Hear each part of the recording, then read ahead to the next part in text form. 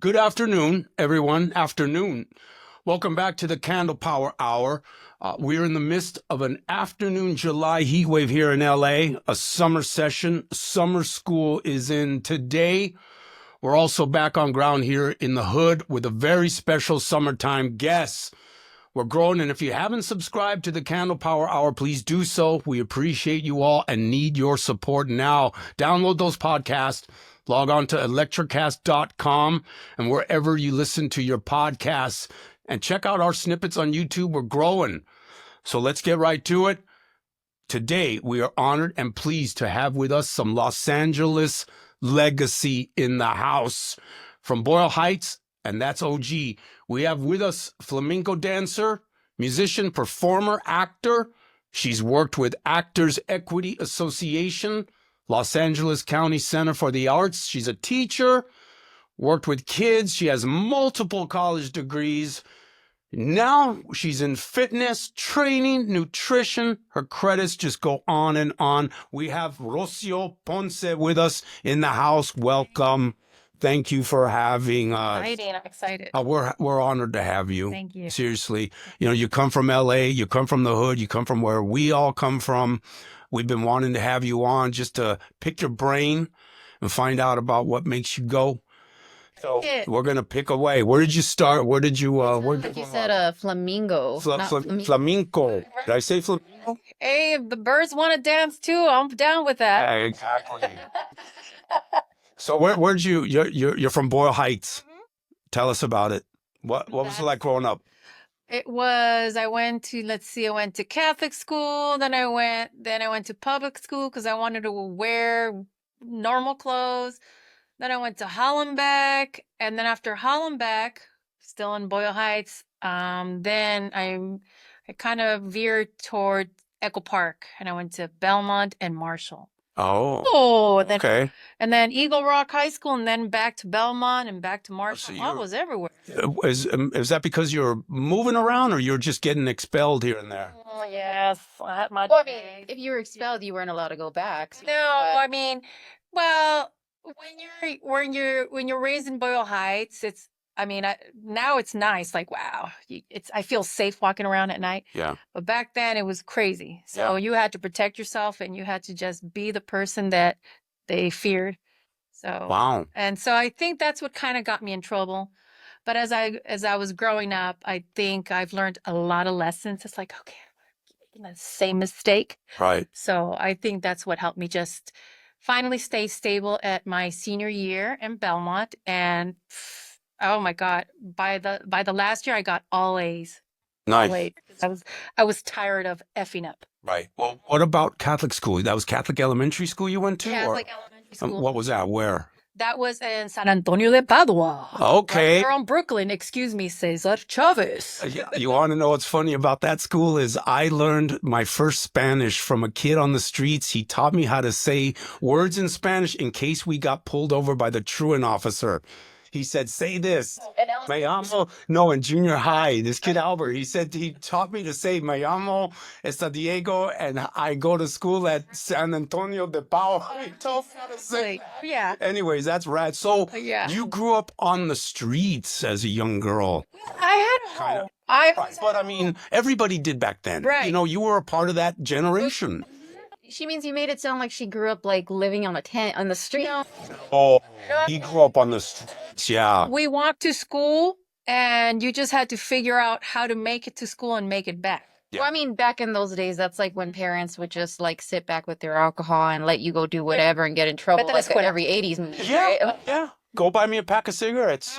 Oh, you know, that was absolutely the generation, and parents weren't.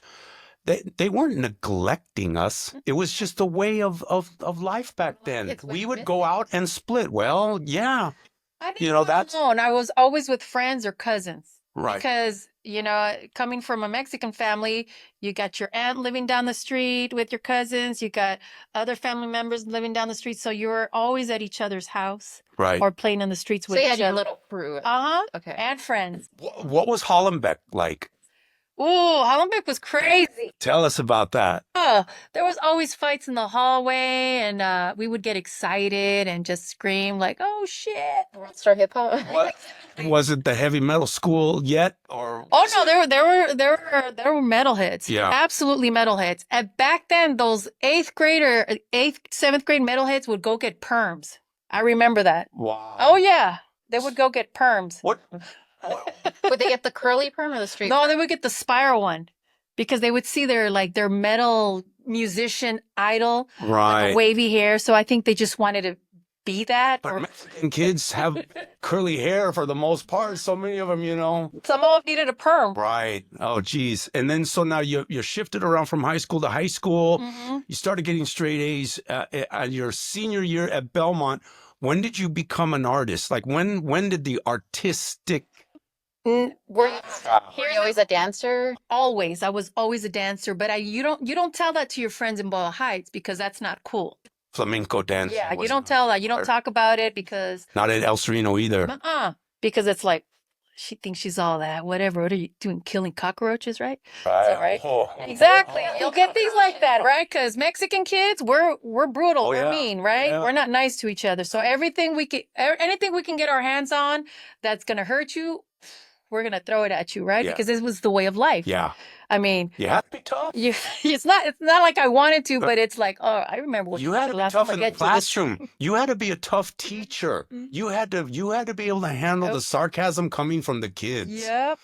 Because they let teachers have it. Oh my God. Oh yeah, and our teachers will open a can of whoop ass. Right. Because it's not like it's not like teachers now. Back then, it's like, I'm gonna whoop your ass, Right. and it was allowed. And our parents like, okay, well, thank you for showing her, or showing him a lesson. Not like Your not to. parents strict? My mom was kind of strict, but not really. She was half strict and half she was passive aggressive. How about that? Okay. Passive aggressive. All right. Aggressive when it was time for me to learn my lesson. Passive when, the family was there, friends were there. We were throwing a barbecue, a posada for the community. That's when she was passive, Mhm. Or when it was time for me to do a show and she was going to get paid. She was very passive. All right. Oh, yeah. So sort of tough love. Mm-hmm. She loved you and she was really happy and good with you in public, but she was giving you the tough love at home. Uh-huh. All right. Very nice. And so now we're talking about growing up. We're talking about your parents and the tough love. We're also talking about you getting into art and music. And how did that happen? When? It happened when I was a kid. I started dancing folklorico, and then I started performing right away. Then Did you choose folklorico, or did your parents sort of push you into that? my mom chose everything for me. Okay. Because But you loved it. at the end, I ended up loving it, Nice. because of that opened doors for me in the future. Okay. So I got to thank my mom for that. All right. Nice. So can't hate her, got to No. thank her. And then it was during the time when musicians would come to your house and teach you how to either play violin or teach you how to play piano or singing. That's what was going on. So I don't think they have that anymore, where they come to your house anymore. From the school or just in general? Just in general. It's just, yeah. It's like their private. So, yeah. Yeah. Piano teachers. I remember that. They They'd would- come around. They would come to your house and teach you how to sing, play piano or violin. So Right. I was always home when I was a kid, learning all that. But when it came to dance, I always had to go to the studio.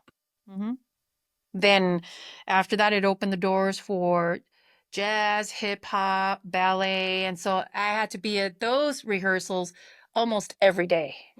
So And that was that outside of school, too. everything was outside of school. Okay. But even folklorico in like junior high, were you in the classes in school?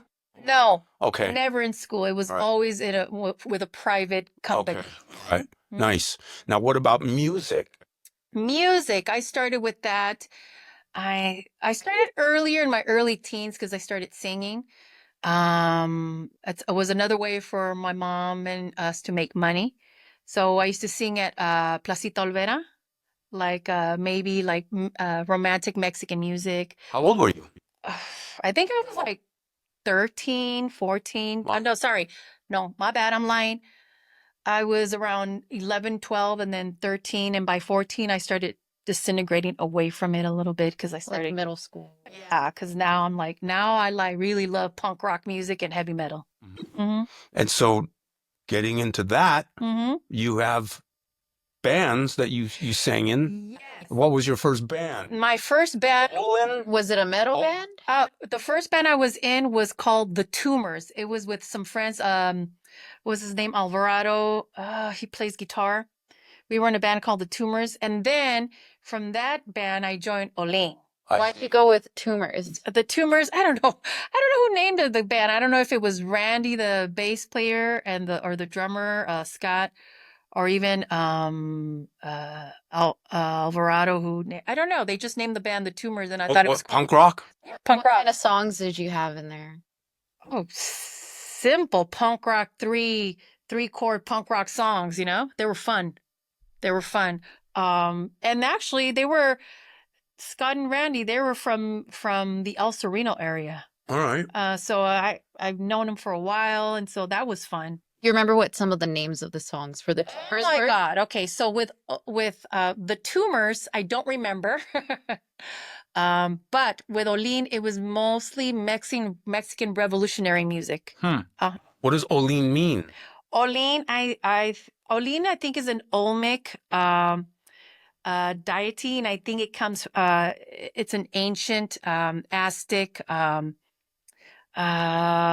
symbol, but I can't remember. I'm so sorry. I'm like breaking That's all right. right now. But that was the band that I mostly played a lot with, and it was fun. Mhm. We played at Avenue 19 at the old theater, the Bilingual Foundation of the Arts Theater. We'd play Oh, that's down at the old jail. yeah, the old jail. We play at the old jail. Okay. We do backyard shows. We do just big gigs, the Farce of July, all those It was the East LA crowd. Did you say 1st of July? Farce of July. 4th of That's July? that's instead of 4th of July, we would do a gig called Farce of July. Why was that? It was a bunch of Chicano activists getting together. nice. doing I like shows. it. Now, we did a show at the jail a long time ago. I think you played it. Did you ever do that festival that we did, the LA Underground Heavy Music Festival? We had like 20 bands at the jail. Yes, I did that show. Yes. Yeah, it that was was inside and it was Inside and outside. Inside That was and us. outside. Uh-huh. That's And at the end of the night, guys. we made no money. So, yeah, it was great. We didn't make any money. It was great. I tried. I apologize. I owe you. No, it was just we had a lot of fun. We threw a Hail Mary pass to hopefully make it into a yearly event. Right. But the lack of promotion kind of killed it, and it bums me out because it really was cool at the jail. It was fun. Doing the shows in the jail cells and. Yeah. All right, yeah. It's like it all comes back. Media Yeah. Blitz. We had you on the bill. Oh yeah. So here we go. That was fun. Yeah. Oh yeah, and that band was fun too. I I had a lot of fun with Media. What was that all about? I don't know what it was about. It was just about having fun. We would play every weekend or maybe a couple times during the week. And then on the weekend, we were always playing. Yeah, Always playing, always rehearsing, always playing. right. Was there a message to Media Blitz? I You seem think, to be politically charged. I think the message was just not to fall into the politics of the media, Mhm. right? And as we all know, if you're smarter than you look, you're not going to believe everything you see on TV, much less social media. But back then, it was much more about the news, the media, and do we really believe this garbage? Right. Right. And that was before the internet and That was everything just before the took internet. over. Mhm. I want to go back a little bit because as a kid, you were a part of the Ricardo Montalban workshop. What was that all about? That was fun. A little girl from Boyle Heights being driven a couple times a week to go rehearse with the Ricardo Montalban Children's Acting Workshop or Acting Company. Where was this? Yeah, there was This was on Fountain in Hollywood. It was in a small black box theater. And then we would just rehearse lines. We would do exercises. We would do voice and movement exercises. We'd do tongue twisters just to prepare us for whatever comes. Nice. And then each year we would all get dressed up and go to the Golden Eagle Awards. It's like the Latino Oscars. All right. Do they still do that? You know, I don't think they do the Golden Eagle Awards, but you know what? I haven't been in that scene for a very long time, so I'm not going to say that they do or they don't. Right. I'm not sure. Okay. And now the foundation at the jail, is that still active? I heard that it's not at the jail because something about the building, it was a little bit too dangerous. It had asbestos or something. Sadly, it's condemned with ghosts and spirits. You know, the negative spirits there did you are ever just go in the jail area? Yeah. Ooh, that's scary. It's very negative just because of everything that went on there. I felt it, and I want, you know, I probably would have made more peace back in the day than I would now. Like if I walked in there now, I would have made peace with all those spirits. You know, I was like, because, you know, that's the old LA jail. Oh, right. Exactly. And that was before civil rights. Before, yes. Oh, my God. Right. But during the time that we were there, it was so much fun. It was fun doing shows there. And it was fun being part of that company, Bilingual Foundation of the Arts, because I did a lot of things with them. Very cool. You know, acting, teaching. But I think they moved somewhere downtown LA, somewhere around there. But they're not there anymore. But they do exist. All right. And so now you got into teaching. You got out of school. What happened after school? After you got out of high school, you went to college? What? No, I didn't go to college right away. I went to move up north, and my bands were pretty sad. They're like, "There's nothing up north," and I go, "I know. I just want to go, just because it's the time to go." You know? Yeah. They're all like, "What are you doing?" Right. So I went up north just to get away, just because it's time. Right. It's time to get out of LA for a while. And I did, and I met a lot of friends. And I still keep in touch with 3 good friends that was it 2 or 3? I think 3 good friends that I've known for 32 years now that I met when I moved up there. Wow, that's a long time. One of them is a chef and she owns a restaurant. And the other one still works with the community at San Francisco State University, where I also went to school. Are they still all up north? Yep. And so they're all from LA. Area. When you went north, you went to San Francisco. I went to San Francisco and then I moved to Berkeley. Oh, that's where I ended up. I see. And now you went to San Francisco U. I went to San Francisco State at a later time. Okay. During that time, I was just working and just living. All right, going through the motions of life. Growing. Yeah, nice. I mean, there's no commitments when you're young to get right into college or start doing everything. Not at all. You let things fall into place. And so things fell into place for you.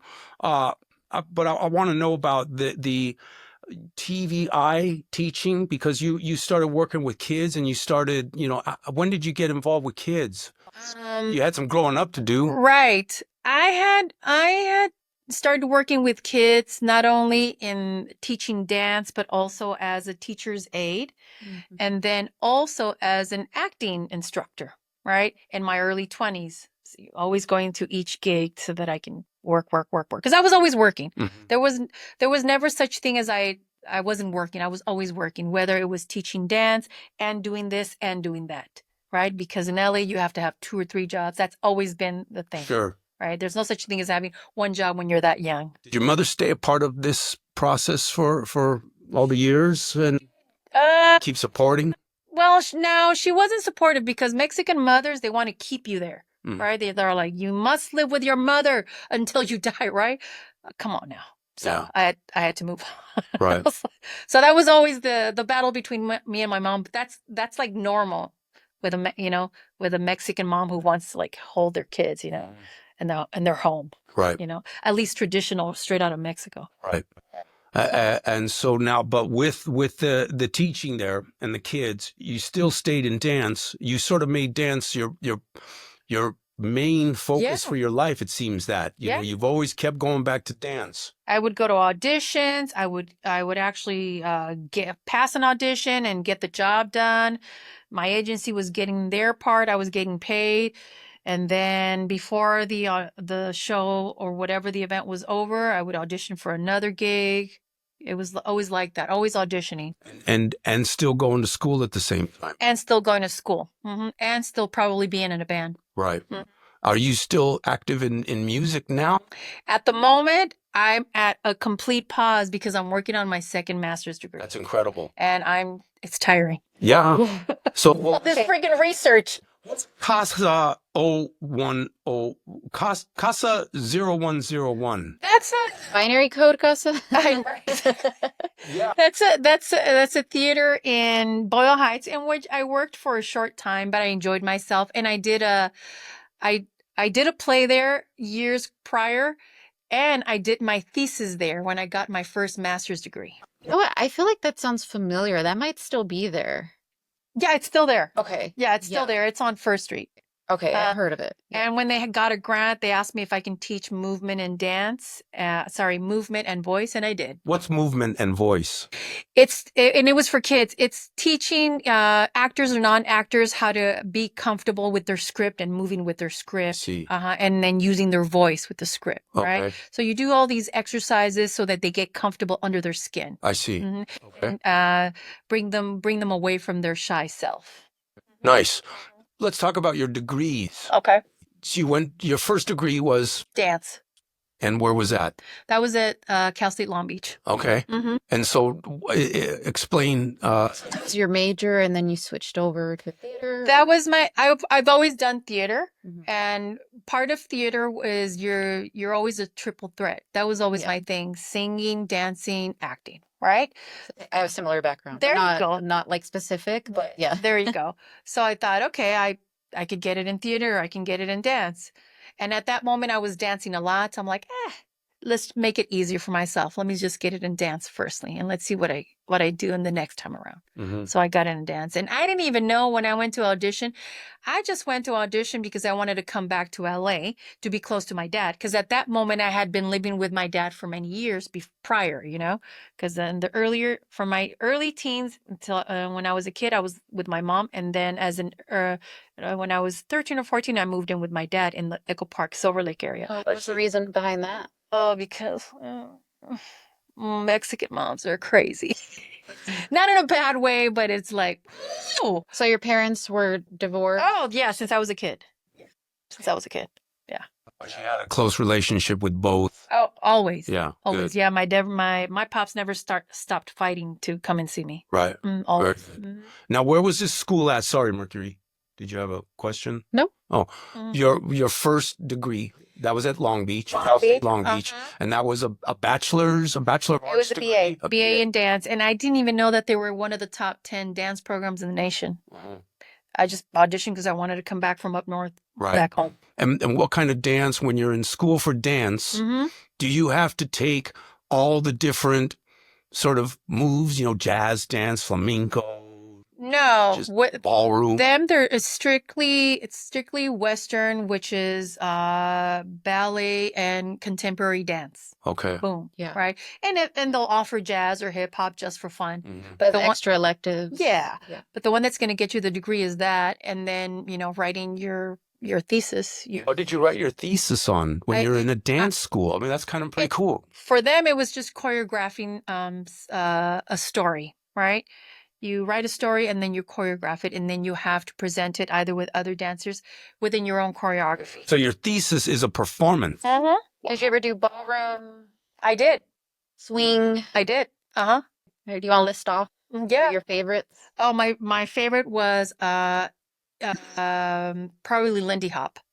Oh, nice. Lindy Hop. Nice. What's that? Lindy Hop. Oh my God. You know what Lindy Hop Lindy Hop is an East Coast kind of swing, where it's got a 3-step, 1, 2, 3, 1, 2, 3 sway. 1, 2, 3. Whereas 2-step is 1, 2, 1, 2 sway, because it's a little faster. Okay. Also, it was like very common back in the day. Well, coming from my professional, so you think you could dance We never did a Lindy Hop on that. What? It's so much fun. Diego, didn't you watch like shows from like the 50s or, you know, back in the day?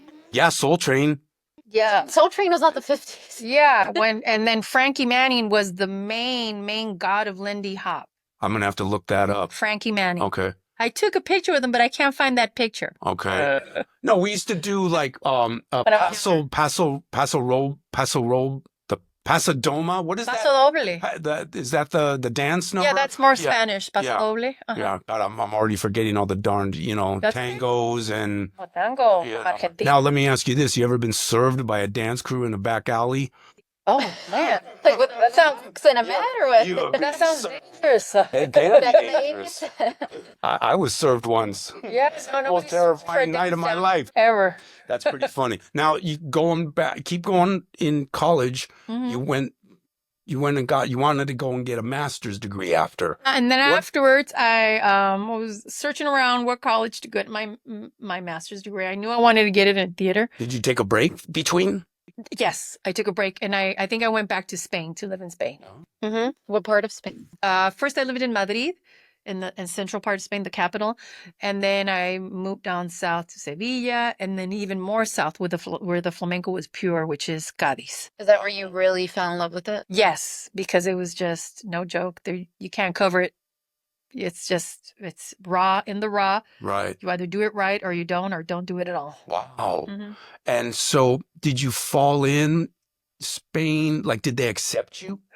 Or were you in the beginning? you a Halle girl from California? Right. Well, in the beginning, I met a couple of people who were very small-minded, but then I also, at the same time, I met a lot other Spanish scholars who were open-minded, and I met gypsies who were open-minded and some who were closed-minded.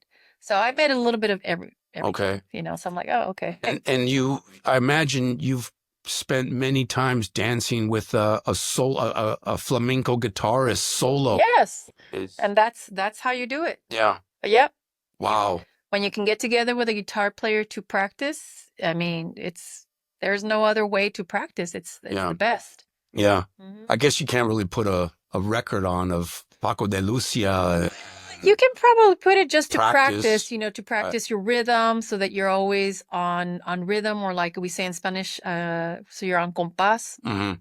on rhythm. When you're dancing with a guitar player, an acoustic guitar player, are you the beat? Are you the drummer? Mostly when a dancer is dancing with a guitar player, it's mostly the singer and the guitar player following the dancer. But the dancer always has to give space for the guitar player to do a little falseta, which is like a little guitar solo, Mhm. and give the singer some space so that he or she can do a little solo in between Right. before the dancer comes in and takes over. I imagine though. It's a call and response kind of thing. Okay, but the foot movements, the percussion that you make on the floor. Mhm. It sounds kind of like jazz, where you just kind of like Yes.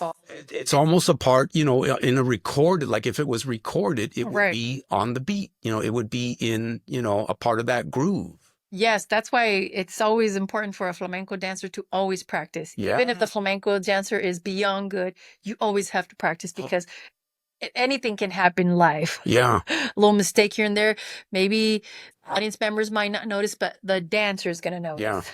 It'd be like I'd have to dance with a metronome on Right. a headset metronome. Yeah. What the hell is that you're wearing? It's a metronome. Shut up. That's impressive. Yeah, you learn to develop an internal metronome. Whether you have to like keep the beat with your tongue Right. inside, your Sure. mouth, whatever. Sure. Do you sing flamenco because of? I haven't sung for a while, but I was singing for a little while. It was fun. When I was But doing you don't- flamenco shows at a restaurant called Un Solo Sol in Boyle Heights. What would singing for flamenco sound like?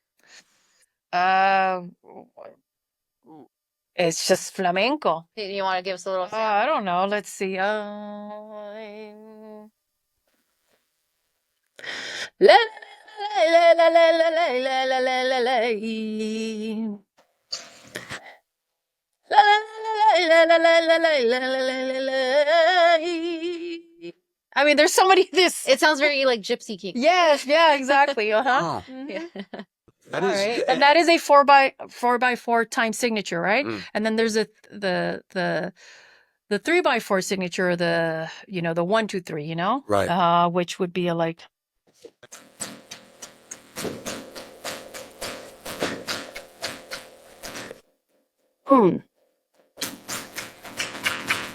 Right. So you're learning time signatures in the dance classes as just like drummers. Yeah, just like drummers. So whenever I would practice with a percussionist, it was fun, even more fun. Yeah. We can go back and forth. Sure. Well, instruments are just imitating what you do. Exactly. But that's what I'm saying. As you dance and as you're making these moves, you're clapping, you're using the castelleras. Castañuelas. You're creating. Or those those little tiny. Yeah. Yeah, that's more classical, but a lot of in this time and age, a lot of dancers have incorporated them into more modern flamenco. Okay. So Play those really cool. I wish I had them right now. It's like small as violin. To have those Yeah. little things. They're. But we also used to have. I have 2 pairs. I have 2 pairs, one to use indoors and one to use outdoors. The one that I use outdoors are more fiberglass and they're louder. The ones that I use indoors are fiberglass, but they're more muffled. Huh. It's kind of like using your theater voice and your normal voice. You keep them in cases. Yes, I keep them in sheep's wool inside a case. Moly. Right. Now, do you have click clacks? Remember those? Which one? The glass balls on the string. Remember as a kid, the click clacks?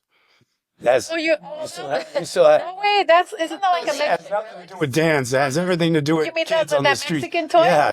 Oh yeah. Click clacks. Every little Mexican girl had one of those. Knock your From head the- off. Yeah. Yeah, from Tijuana or Yeah. Placita Olvera. Yeah, I remember those. Those are good, cool. Good times. Yeah. Um, Carrying on me all the time. I was just like, oh, that was a toy.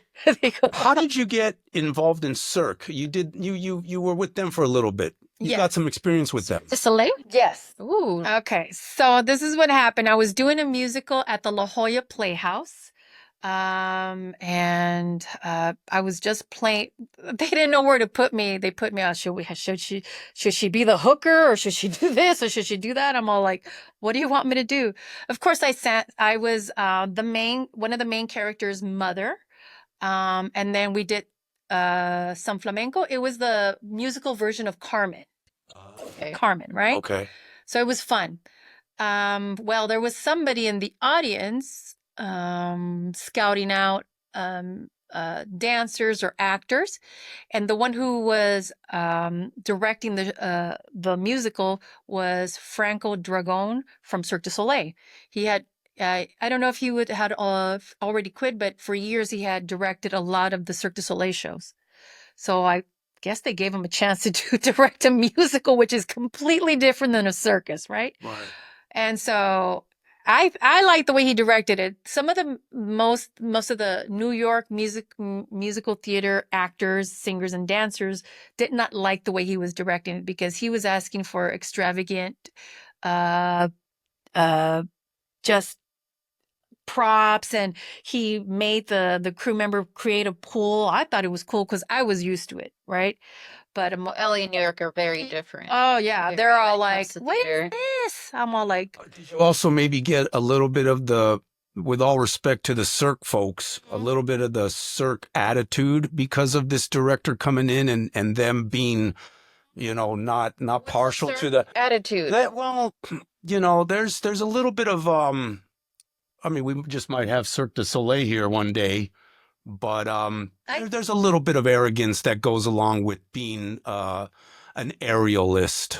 A lot of times they're in every show you're gonna find that little crowd who's The diva crowd? yeah, who's gonna try to thank make you. you feel uncomfortable because they want to know Right. who you are, where you've been, and if they feel that you're not worthy enough because you haven't done as much as they will let you know. Mhm. So what I did is I just kept my mouth shut. I didn't, or where are you from? Like, I'm from LA. I'm like, oh, okay.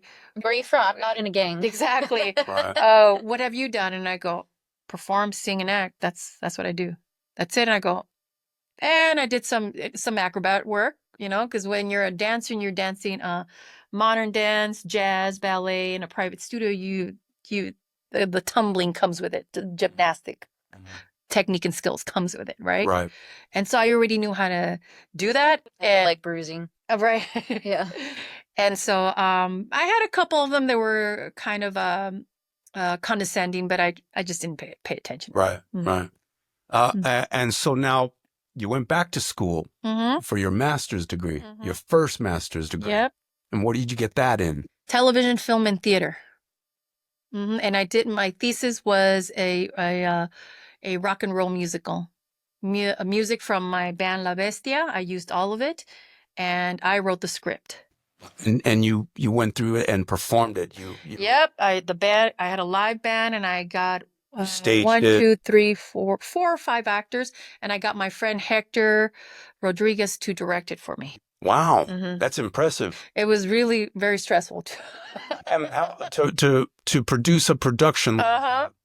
And it was at the small Casa 0101, because there's 2 of them. There's the first one that they opened on First Street, which they think they use as storage. I don't know. Mhm. And then they opened a bigger one across the street.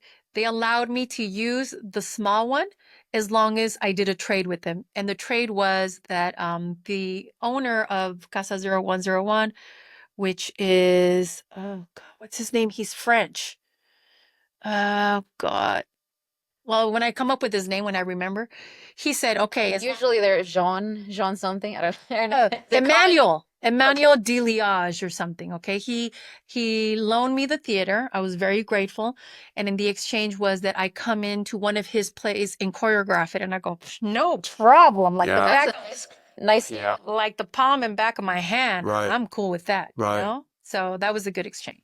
It is a good exchange. And that gives me another question. Choreography. Oh, yeah. Now, choreography is something that, again, coming from our world in the television, we see it all the time. We always have dancers.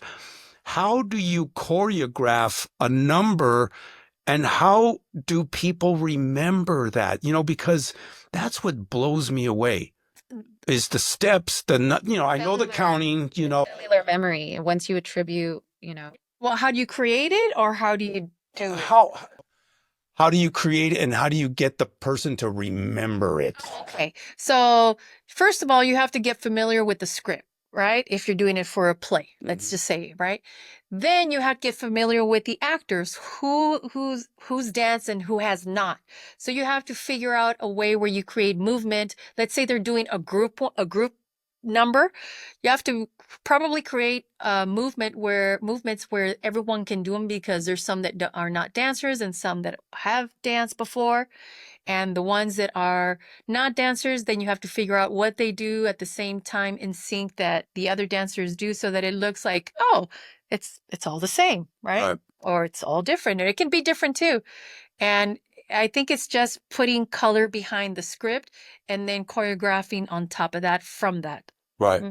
Off of that. Because I see on shows like Dancing with the Stars, where you have amateurs coming on, they have a week to learn a number. Yeah. And it's, it's a 3-minute song, 2-minute song. But to me, I always think to myself, I could never learn that, because it's just, it almost seems impossible. I don't understand how they crunch. They have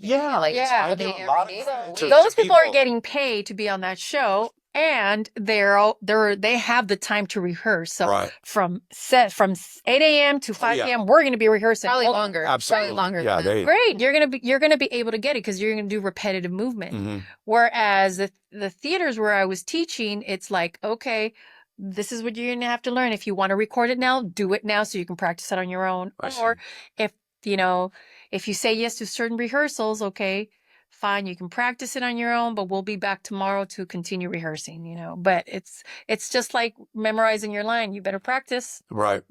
Practice.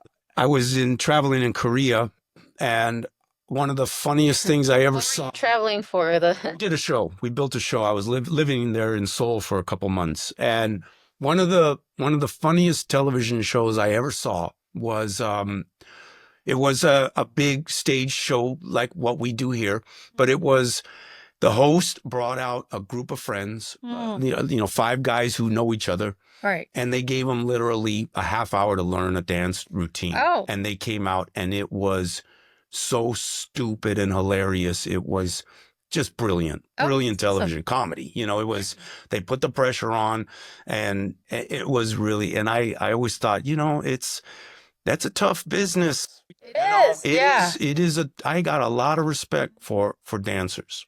I really do. I remember in my younger years, once you went to an audition, they show you 32 counts. If you can get 32 counts, okay. All right, get on the left, you stay on the right. The ones on the left continue with the audition. The ones on the right, thank you very much. Bye-bye. Right? Sometimes I made it to the left, sometimes I made it to the right. But when I made it to the left, now that I know the 32 counts, they want to teach you more to see what, you know, you It's can very do. vigorous. So it's like, The oh, pressure, yeah. That's brutal pressure. My God. You know, but I've seen all those 70s dance movies, you know, where they're auditioning and the intense pressure. yeah. So you got your degree in production, in television production, film production, and so what did you do after that? And because congratulations, Thank you. that's amazing. Let's see. I continued performing with my band La Bestia. I continued teaching at TVI Actor Studio. I continued working with Bilingual Foundation of the Arts. I continued, I think, working with, maybe I had already finished working with Casa 0101. And then I continued auditioning with wherever my agency would send me. Mm-hmm. So Mm-hmm. that's what I was doing. Yeah.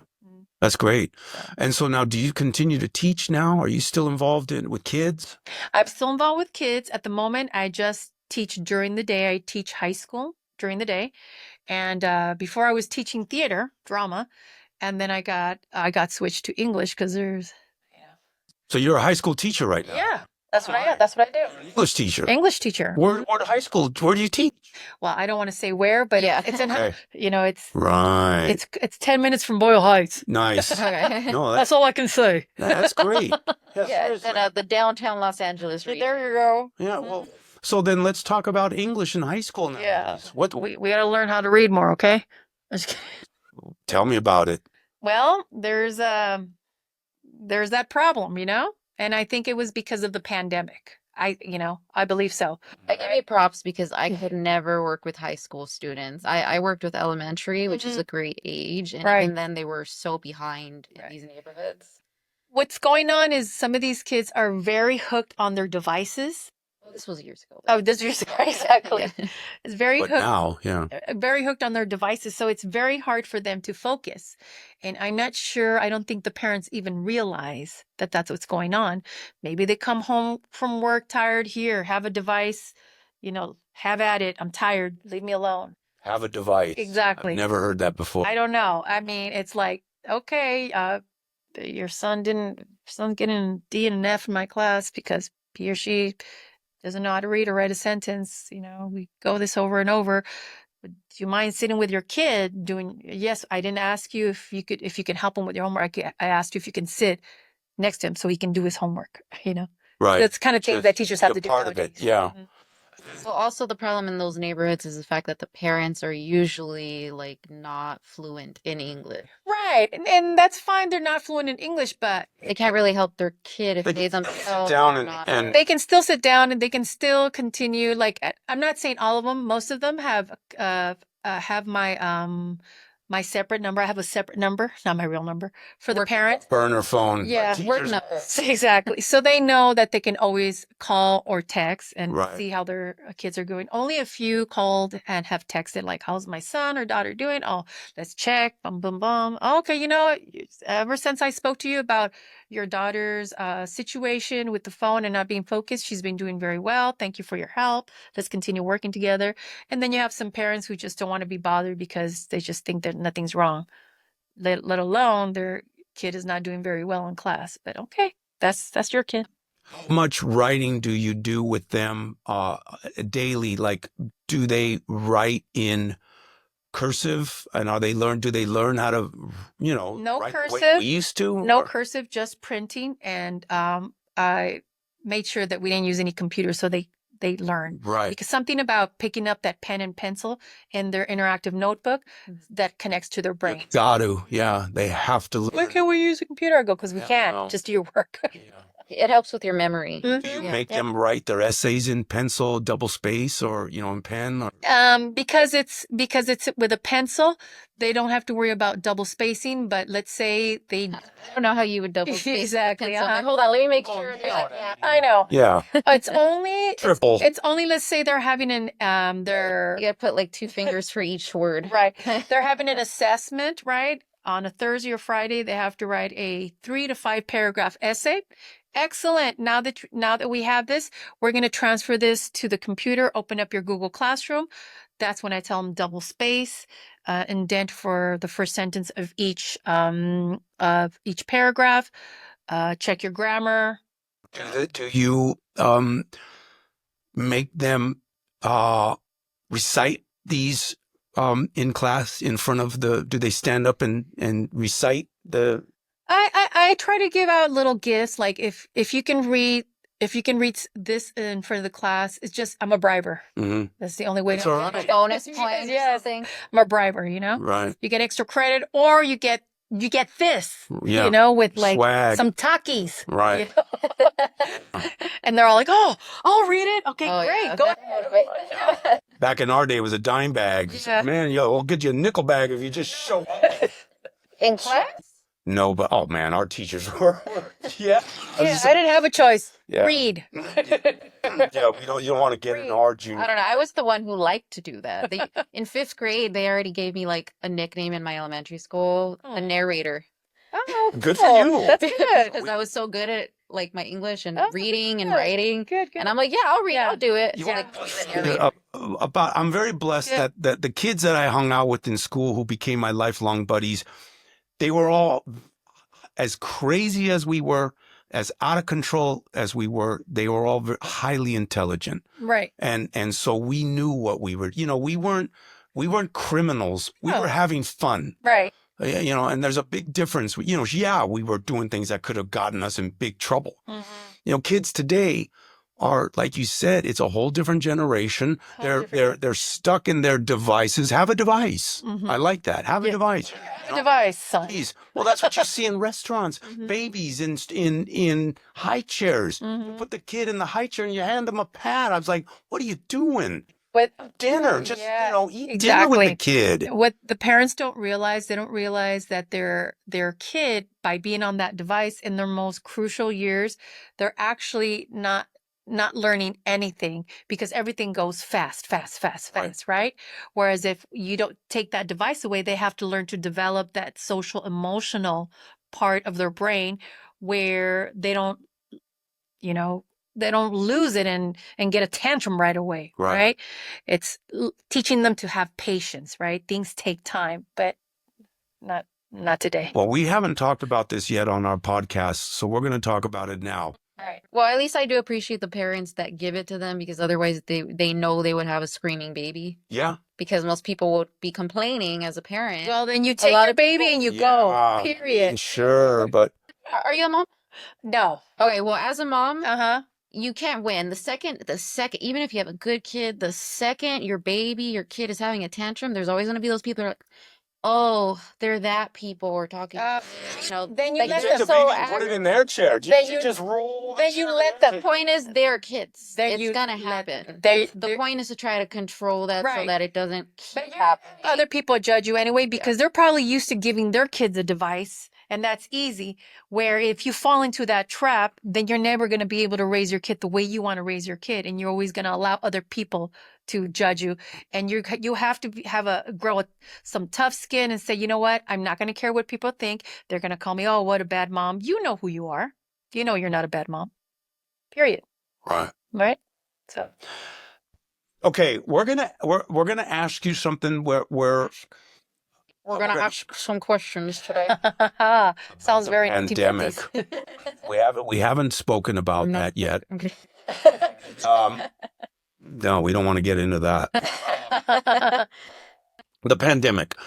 As a teacher, man, the world changed. And what did the pandemic do to kids? It created an addiction again on their devices, because that's all they had. Mhm. It got worse. It got worse. And when you create an addiction, it's almost like being addicted to drugs. You take that thing away, that person will go crazy. That person will throw a tantrum, start throwing things. It's a shot of dopamine. That's me talking about the dangers of caffeine and coffee when no one ever wants to take. They're like, no, that's okay. Right. Well, you guys get crazy without it. I don't know. Frankie, don't talk to me because I haven't had my coffee, kind of thing. hmm So the kids, their education, did it fall apart? Did their ability to learn and absorb? That, yes, and it set them back like 3, 4, 5, or even 6 levels behind in grade level. That's a lot. Whereas in this past year, I was very aggressive with them when they're writing. Why do we have to write every day? And I go, it's the law. I'm sorry, That's what I tell them because it's true. I go, look at your educational law codes. It's the law. If you don't like it, go to Washington D.C. and change it, and then come back and let me know. Maybe I can work less, for more money. Okay. But the good thing about that is that most of their diagnostic results came back a level or 2 high, closest to their grade level, if not to their own grade level. So they're sort of recovering. Yes, it's gonna take. Studies have shown that it's gonna take about 2 to 3 years for them to finally come meet their grade level. What? That's how far they fell behind within 1 year. That is. See, I get that everybody has different skills and different interests, Right. but what I don't get is how are you not interested in writing? Because it's like talking about your favorite thing. Right. You're just putting it on paper. You like to talk. Everyone likes to talk. Yeah. And I don't mean in person in front of people. A lot of people get nervous talking in front of others, but I mean in a private conversation with your paper, it's Right. the same thing as having a one-on-one conversation about something you're passionate about. Right. If you can open your mouth, you can write. I think because they find it, not all of them, right? Most of them just started enjoying it because they saw how it brought their grade up. So that kind of motivated them.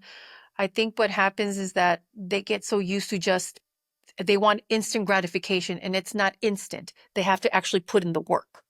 And to put in the work, it's like, oh God, can I just have a phone? Right. Right. So maybe because they don't get that instant gratification. They don't understand that they will get that gratification, which has happened, yes, after the fact. They see the results at the end. I guess the last generation to really be interested in journals, for example, was millennial culture. After that, it didn't exist. Mm-hmm. Do you ever tell kids that they should have a journal, to keep a journal? Oh no, it's part of the class. And is it a book journal Yes. to write in? The first thing we do is when the kids come in is I ask a question and they have to answer in 1 or 2 or 3 sentences. It's part of the school curriculum. It's just that, To keep a journal. millennial era, which ended in the end of the 90s, basically, was probably the last time people actually kept journals at home. Oh, I see. Yeah. Right. Right. Sure. Whether it was a diary or not, a Right. journal, Yeah. Right. And because most of these kids don't care about school, the journal stays in class. So that they don't lose it. Oh, oops, I lost it. And I go, oh, that's strange. I have another one for you. Right. Yeah. That's strange. Well, yeah. Yeah. I got that at the beginning and I go, you know what? We're not taking the journals home anymore. We're going to leave them right here. They stay in class. Now, what about kids and their social skills after the pandemic? What do you see? What do you see, Mercury? What are we looking at with kids and their social skills today? Well, it's almost like teaching them all over again how to behave in a respectful manner, because I guess they were used to being a certain way in certain classes with certain teachers. But then once they find that certain teacher who's going to open a can of whoop ass and she ain't going to have it, then they figure, oh God, okay, how come me the way I am is not working with her? It's because it's not correct, appropriate, respectful behavior. You don't come in screaming into class, throwing stuff, right? And these are teenagers coming in throwing things. That's very ghetto. I think nowadays teenagers are just really bad. Sorry, what were you? Sorry, but it took a whole semester. The first semester, it took a whole semester to kind of manage the class by calling the parents every day, every day. Oh, I'm so overwhelmed. I go, I'm overwhelmed about your son too. He's not even my son. So I was wondering if you can come and babysit him so that I can teach my lesson because I'm tired of it, right? I go, I'm a human being too. And so if we can work together. So if you start making connection with the parents, and there's some parents, some of my parents are single parents, so some parents want to talk. And so I just hear them out like with 1 hour, 2 hours. I'm like, oh, you don't say, because they need to talk to someone because the only person the only person they have is their kid who's just they can't control. So I think the problem, Diego, nowadays, you need to realize that teenagers grew up, and it isn't specifically that they grew up in front of a screen, because all of us grew up in front of screens, TV screens. The difference is the internet and the access that a lot of them get to things that they're too pre-adolescent to put into their brains for things. Like, we can't even get on social media nowadays without some sort of sex bot trying to pitch to you, or how easy it is to get into YouTube and see things that are not appropriate for anybody that you normally would have had to go to like a porn site to get. Right. Or even just a lot of people's parents were on YouTube during this pandemic, and then they suddenly started believing every conspiracy story. Right. Like, it changes the way you think. Right. And depending on what you're using to put information, the algorithms will get to you. Right. Well, the algorithm's based off of your interests, but there are some things that are just going to be pushed further, and then if you start consuming it, you're going to get it more. Right. And it really does change the way you think. And especially being young and impressionable, at that point, their priorities change. So maybe back in the day, people used to think, some people want to be the popular kid at their school. Because once you became a teenager, you either care too much what other people think, or you just want to avoid people altogether. Right. And the ones that care what people think are going to consume what's on the internet. What is everybody paying attention to? What is everyone liking? I want to be more like that. And then they start dumbing themselves down. Right. And they start replicating. And on that note, then you get these little middle school teenagers trying to be big girls, right? By just coming, they come dressed in a way where it's like, what are you dressing for? Oh my gosh, yeah. And yeah, but that was the disco world of our generation too. It's different. No, because I saw a funny video the other day where somebody was like, oh, back when we were in school, like just millennials in general, like when we were in school, there was always that older lady that would be like, oh, this is a violation. You got to go borrow a t-shirt from the gym. Like, you can't wear a spaghetti strap. Like, there's too many inches too high for your skirt. You got to go wear the gym clothes. Even you're like, because you see. I don't have a mic, so I haven't been chiming in. But yeah, I remember having friends, girls, to be like, oh, it's 2-finger line. Jeez. Yeah.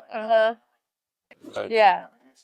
No, and the problem is that now they will let you wear something that teenagers shouldn't even be wearing. Right. Like something that's like what a grown woman wears to a club. Yeah. And they're going middle to school. Kids. Like, One, I'm not going to say who it is because I'm not allowed, but I remember I saw a girl at another school that I worked, a middle school girl who I can see her thong, and I go, come here.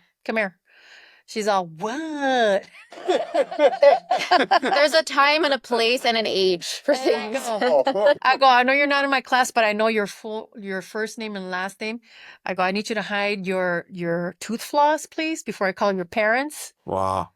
Why are you going to call my parents? And I go, it's just the Are you have to learn? This isn't the nature of the game, nature of the game. If we allow you in this, if we allow you in this class, like in this school like that, then that's gonna make me look bad, and I'm not gonna look bad because of you. So I'm go, okay, you don't want to change it? He goes, fine, look, I'm tucking it in. We used to wear our boxers all the way up to our, remember? Your boxers. And no one Be hanging down. No one wants to see that either. Your shorts, and oh my God, you had to pull your boxers down. I read back, Bill? Yeah. I read that apparently that was like a prison gangbang thing that when you show your boxers out, you're showing that you're open for business. When you're sagging, you tell them, hey, I'm available. Come and get me. You're basically drop the soap. Come on. No. That's what it meant, Diego. That's what it meant. People adopted it and tried to feel like it's cool, but in reality, it was literally. It came from the prison system. Right. Oh, okay. Mm-hmm. Gay prison. I didn't know that. So it's kids, boys nowadays, they still try to sag. So I just have fun with it. I'm all like, I'm sorry, do you have a dirty diaper inside your pants? Oh, the sagging down. Speaking of facts, I've read about how all you have to do is put men in a prison together, and within like a month they'll start turning gay. Oh. But like you could put women, and they won't do that just because of that. Mm-hmm. Like either they were a little bit, or they're not just suddenly going to turn. No, men will. They don't care. Men and women are developed and created differently biologically. Right. Mm-hmm. So that's why. That's just for all the homophobic people out there. Oh, really? If you were put in a jail cell, you'd turn gay pretty quick. There you go. Yeah, you'd fall into place. I want to ask you a question about kids on the playground, leadership, and are there leaders in these kids today? Do you see leadership? Do you see people who want to do things and guide people? You mean people that are running the school, or people in general that are helping out with the school? Well, kids with dreams, kids with desire, kids who want, who want to get out, who want to break out. Are there still a lot of kids with that? Nowadays, their dream is become a YouTuber. Right. No, there's one, I'm not going to name, because I'm not allowed, but she's the one, she told me that she wants to go to an Ivy League school. An 8th grader. She goes, my dream is to go to an Ivy League school. And you can tell in the work ethics and in her grades that what does she want to do? I think she wants to be an attorney and then also a professor at a university. And I'm like, wow, I should have done what you want to do, It's not for everyone, Right? There's a lot of books and laws. And what about artistic dreams? Are there kids because a lot of kids, hip hop and rap has taken over the hood. Right. It's taken over the ghettos. The gangs are all rappers. Right. They're in deep. But it's a different kind of hip hop. It's a different kind of rap. Hip hop, it's real gangster rap. And so, but are there artists who want to break out into, the bigger worlds these days that you see in your school? I have met some students that that make the attempt to come up with their own rhymes, and they're very few.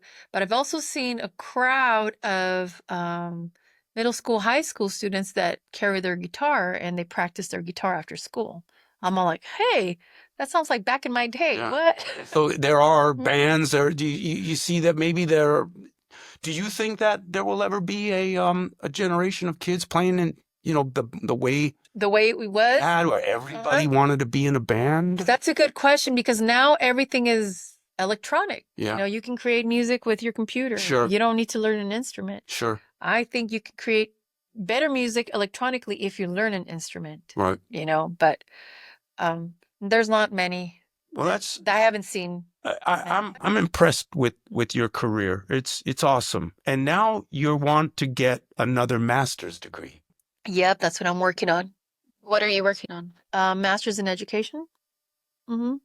Just doing research on how what has caused these kids to stay back at certain levels, certain grade levels, and how to bring them up. Just doing research, interviewing the students, interviewing the teachers, interviewing administration. How much time does that require for you to get your master's while you're still teaching? My last class that I'll take will probably be in January of 2025, and I'll be done. When you'll do a thesis, a dissertation, that's a doctorate. Yeah. Is this just motivating for you to help them, or financially? Because I thought teachers didn't really. I don't think especially masters and teachers didn't. I'm not sure if you get an extra pay for masters. I hope, knock on wood. But I think it's just to do my job better, right? Just a little extra to figure out how I can continue bringing them up to that level, because without it, I was able to bring them up to a certain level and then some to their grade level, right? And I go, wow, okay, so let me see what I can do with this research, because at the end of the last master's class, I'm going to have to put it to work. I'm going to have to interview teachers. I'm going to have to interview some students. I'm going to have to assess students. I'm going to have to interview some administrators. Yeah, because frankly, teachers, it just seems like every year you get more budget cuts. Oh, you're paying out of your pocket, and here you are studying a master's, and you're already paying out of pocket. Where are you studying to get this master's at? Alliant International University. Where is that? That I'm taking it online. Online. But they're in San Diego. Okay. Mm-hmm. Do you graduate with a little character on a fake little cartoon character? What what do you call you when you don't know? I don't even know if I'm going to show up on stage to graduate. I'm so exhausted. I'll probably just take a vacation. Yeah. Hey, there's nothing wrong with that. That's nice. So A little vacation. Where are you going to vacation at? Anywhere not in LA or in the United States. Go. That's right. Do you think you'll go back to Spain? Oh, yeah. Did you teach in Spain at all? What did you do for, you were there as a dancer, you went there, but what was your source of income? My sources of income was three things. I was dancing flamenco in the small little tablaos, right? Little small little flamenco venues. I was teaching English, and I was teaching fitness. So I had 3 jobs. Always 3 jobs. Always 3 jobs. We need to talk about your fitness. Right now I have 2 jobs. Yeah. Fitness, Pilates, and teaching. Yeah. So let's get to the fitness. let's get to you're a fitness instructor. You're a fitness guru. What, I think that's awesome. And how do you put that into your life, and who do you fit? Well, yeah, with so much to do. Yeah. During this past year, I didn't train too many clients or teach too many classes, just once in a while, because it was just too hectic. But this summer, I'm busy doing that, teaching classes and maybe training clients. So that keeps me occupied during the summer. So I know some teachers probably like, what am I going to do during the summer? I already have work waiting for me. Just turn that into full time. Sure. And then they've asked me, hey, I know that you're teaching during the day. Do you think and maybe you can stay with this client, or you can stay teaching these classes? I'm like, I'm going to have to figure that out, because I'm still going to school. I'm still going to school. Right after I teach, I go get on the computer and just start reading and do. How far are you with your master's? I've got, I think, 2 more classes. Okay, so this semester, and then you'll be done by the end of the year. Yeah. So thank goodness. God, I'm so tired. Maybe you should go to the Italian Riviera next door to Spain. Oh my God, I'll go there. Yeah. Have some wine. Yeah. You deserve it. What are your plans coming up after your master's? And we always ask, what kind of advice do you have for kids who want to be like you? You got to put in the work. There's no cutting corners. I tried it a couple times. It didn't work. You can't fool anyone. People will know whether you're authentic and you've put in the work, because it comes out naturally when you put in the work. When you try to process a skill or a technique and try to fake it, I mean, I know they say fake it till you make it, but that never really worked for me. You have to actually put in the work, learn the craft, and then you can put it to use, or continue learning the craft as you're using it. That's all I can say is put in the work. I'm so sorry. Right. There's no cutting corners. Awesome. Mm-hmm. Awesome. Yep. Is there anything you'd like to talk about that's on your mind? I don't know. No, not Any really. advice for anyone who has interest in health or dance? No. Follow your passion, but always have a backup plan. I always had a backup plan, because I knew I wanted to do that. But in order for me to do that, I have to have a strong base and foundation. Always have a strong base and foundation, so that if that doesn't work, you fall back on that, and then you can continue with that or something else within the same genre, whatever it is that you want to continue, approach, or try. Nice. Very nice. Rosio Ponce, thank you for coming onto this podcast Thank you for having and being our guest. It was absolutely an honor having this conversation. That was fun, guys. Thanks. No, seriously, if there's anything we can ever do to help you out, we got you. Thank you. And I noticed the lava lamp. I used to have those when I was a kid. And then the black lights with the poster black lights. I was all like, I know you don't have the velvet posters. Oh, we should get some of those. Where are your velvet posters? We'll get them now. Okay. We're gonna get them. Thank you for coming on. Thank you. Thank you so much. Thank Take care now. Thanks. You're listening to the Candlepower Hour. Download and subscribe. See ya.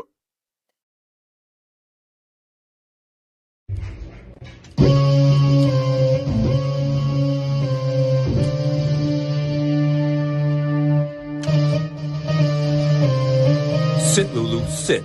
Powered by Electricast.